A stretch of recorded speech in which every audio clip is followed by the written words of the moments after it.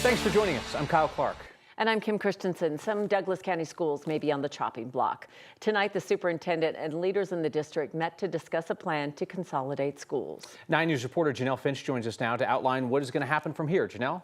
District leaders say while some areas are growing, others are declining in enrollment. So now the district is looking at consolidating 6 elementary schools into 3 or potentially 4 schools into 2, all in Highlands Ranch. Tonight's meeting allowed parents and community members across the district to learn more about why these decisions are being made. The district says 10 years ago, nearly 11,000 kids attended elementary schools in Highlands Ranch. Today, that's down to 7,500, and the district expects enrollment trends to continue downward through 2028. Superintendent Aaron Kane says schools just aren't located where the kids are anymore.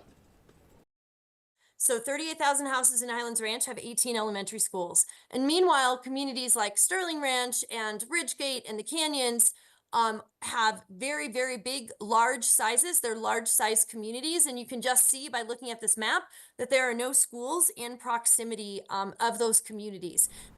The district says the schools up for closure won't be determined until April. Recommendations are scheduled to be made to the Board of Education during its April 22nd meeting, and those schools would close going into the 2026-27 school year.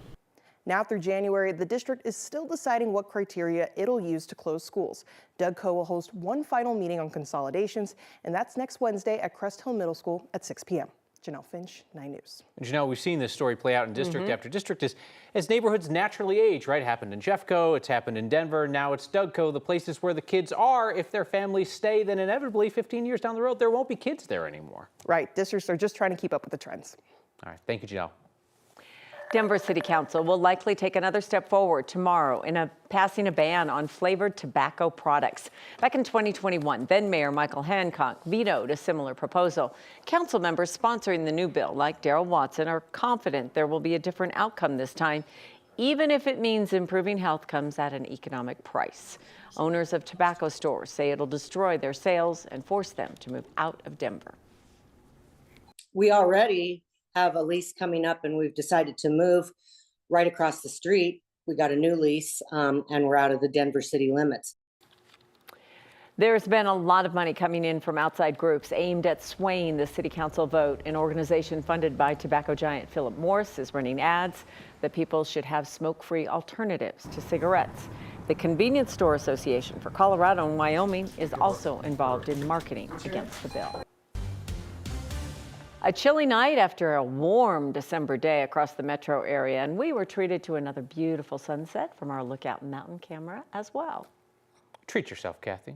Why not? We got it. I do. I'm up with the sun. I get to see the sunrise quite often, and the sunsets have been magnificent with the high and mid-level cloud cover that we've seen lately. And in Denver, it is calm. It is quiet this evening after a day with highs in the 60s, 20 degrees above average. And here in Colorado, we know when we see a weather trend like that, the other shoe will be falling before too long, and it will. I'm tracking a storm with cold and snow coming in for late in the weekend into early next week. We are not terribly cold out there right now at 42 for Denver, Gunnison 3 below, and 21 in Steamboat. Winds are pretty light right now, but we're awaiting a cool front from the north that will kind of increase the wind along the foothills. We have mild, dry weather for Denver through Saturday, a pattern change this weekend that will include snow for the mountains, colder weather for Denver early next week, and maybe some snow showers on Monday.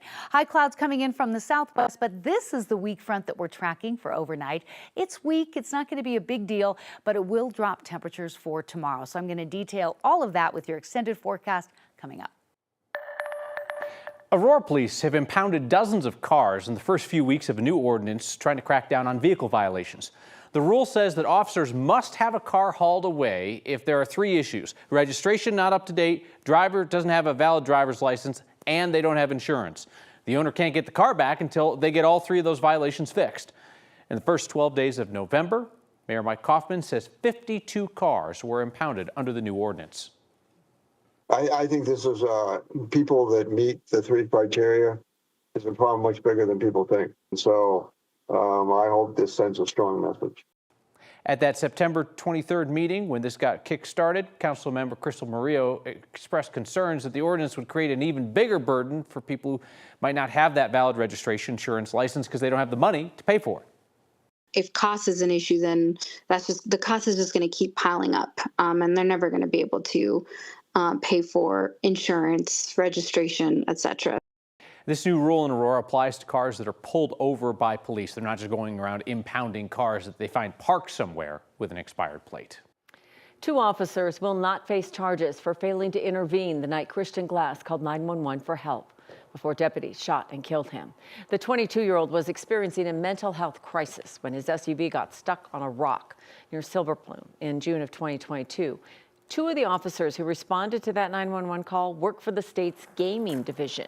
This week, a judge ruled that because of the division they work for, they were not covered by the law, which makes it a crime for peace officers to fail to intervene to stop a fellow officer from using excessive force.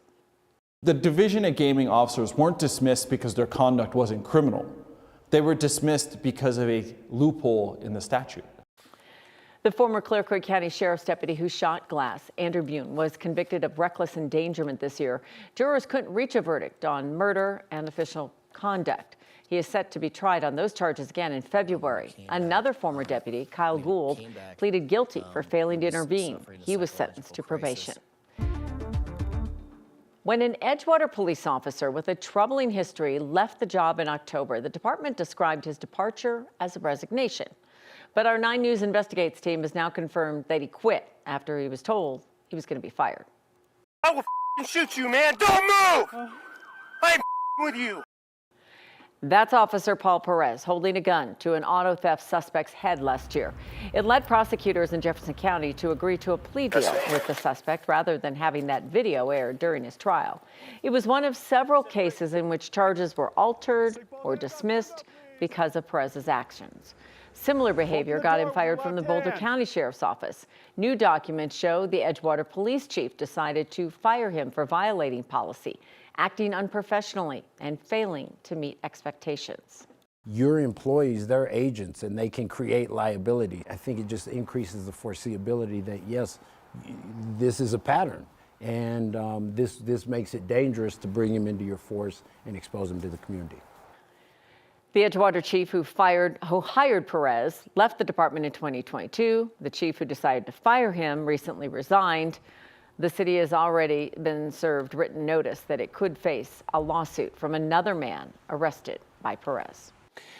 Tonight, we have an update for you on a robbery in northwest Denver that investigators have connected to the Venezuelan gang Tren de Aragua. It happened back in June. Several men came into the Joyeria El Ruby jewelry store and stole more than $1 million worth of stuff. Investigators eventually arrested 4 people in Texas. Today, new court records revealed that prosecutors have charged a 5th suspect who was arrested about 2 weeks ago. There's an issue with banks tying up state unemployment benefits. Consumer investigator Steve Steger's been looking into it. Take the case of Colin Waters. He's a man who lives in Westminster. He was approved for benefits after he was laid off. When he entered his account information for the local credit union where he wanted the money to be deposited, he got an error message. He tried another bank. Same thing happened. That's because the state labor department put in a new bank verification system. Problem is the banks have to opt into the system. If your bank doesn't, the state won't deposit the money. I understand and making sure that you're not trying to fraud the system, that you actually are unemployed. Those things I think are the hard part, and this should be the easy part, right? Direct deposit is so common. Of course it should work, right?